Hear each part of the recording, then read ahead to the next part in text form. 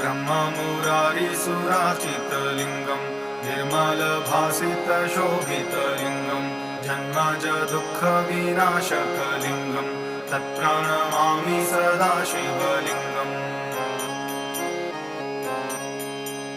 देवमुनिप्रवराजितलिङ्गं कामदहं करुणाकरलिङ्गं रावणदर्पविनाशनलिङ्गं तत्प्रणमामि सदा शिवलिङ्गम् सर्वसुगन्धिसुलेपितलिङ्गं बुद्धिविवर्धनकारणलिङ्गं सिद्धसुरासुरवन्दितलिङ्गं तत्प्रणमामि सदा शिवलिङ्गम् कनकमहामणिभूषितलिङ्गं फणिपतिवेष्टितशोभितलिङ्गं